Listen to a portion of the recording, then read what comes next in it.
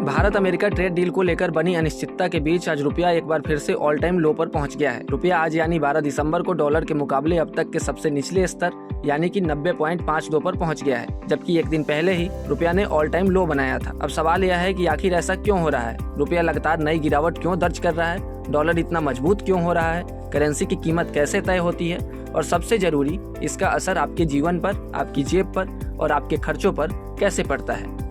इस पूरे वीडियो में हम इन्हीं सभी चीजों को समझेंगे और एक एक कर जानेंगे कि रुपए का पूरा खेल क्या है। सबसे पहले बात करते हैं उन फैसले की जिसने बाजार में सबसे ज्यादा अस्थिरता पैदा की। अमेरिका के राष्ट्रपति डोनाल्ड ट्रंप ने भारतीय आयात पर 50% टैरिफ का ऐलान किया। इस फैसले का असर सीधा भारत की अर्थव्यवस्था पर पड़ा। एक्सपर्ट्स के मुताबिक भारत की जीडीपी ग्रोथ 60 से 80 बेसिस पॉइंट तक नीचे जा सकती है और सरकार का फिस्कल डेफिसिट बढ़ सकता है, क्योंकि जब निर्यात महंगा होता है तो विदेशी खरीदार कम होते हैं और देश में डॉलर की इनकम घट जाती है। जब देश में डॉलर कम आएंगे तो रुपए पर दबाव बढ़ेगा और यही हम अभी देख रहे हैं। इस बीच दूसरी बड़ी एक और चिंता बनी हुई है विदेशी संस्थागत निवेशकों यानी एफआईआई के बिकवाली की। जुलाई 2025 से अब तक एफआईआई ने भारतीय बाजारों से 1.55 लाख करोड़ से ज्यादा की निकासी कर दी है। जब विदेशी निवेशक भारत से पैसा निकालते हैं तो वे उससे डॉलर में बदलते हैं और वापस अपने देश ले जाते हैं। इसका सीधा मतलब है कि बाजार में डॉलर की डिमांड अचानक बढ़ जाती है और जब मांग बढ़ती है तो अर्थशास्त्र का साधारण नियम लागू होता है, डिमांड और सप्लाई का, यानी डॉलर मजबूत होता है।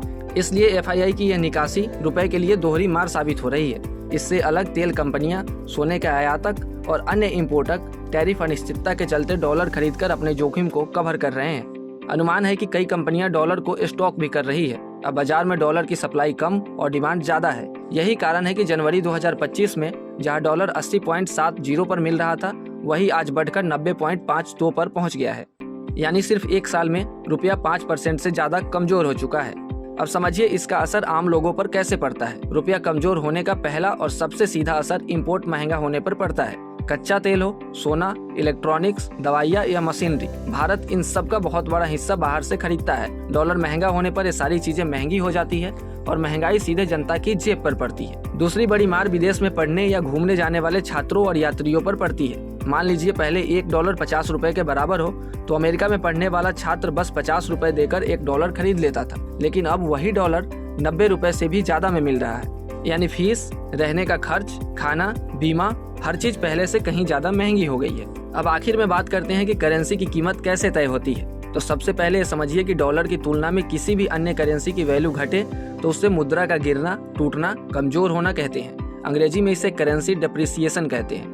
हर देश के पास फॉरेन करेंसी रिजर्व होता है जिससे वह इंटरनेशनल ट्रांजैक्शन करता है। फॉरेन रिजर्व के घटने और बढ़ने का असर करेंसी की कीमत पर दिखता है। अगर भारत के फॉरेन रिजर्व में डॉलर अमेरिका के रुपए के भंडार के बराबर होगा तो रुपए की कीमत स्थिर रहेगी, और अगर भारत के पास डॉलर घटे तो रुपया कमजोर होगा और अगर डॉलर बढ़ता है तो रुपया मजबूत होगा। कुल मिलाकर अमेरिकी टैरिफ, एफआईआई की भारी बिकवाली, कंपनियों की ओर से डॉलर की बड़ी खरीद और अनिश्चित माहौल, इन सब ने मिलकर रुपए को रिकॉर्ड कमजोर कर दिया है। अब आने वाले समय में सरकार और रिजर्व बैंक क्या कदम उठाते हैं, यही तय करेगा कि रुपया आगे संभलेगा या और दबाव में आएगा। ऐसे ही आर्थिक अपडेट्स और शेयर मार्केट से जुड़ी तमाम जानकारी के लिए आप जुड़े रहें गुड रिटर्न्स डिजिटल के साथ।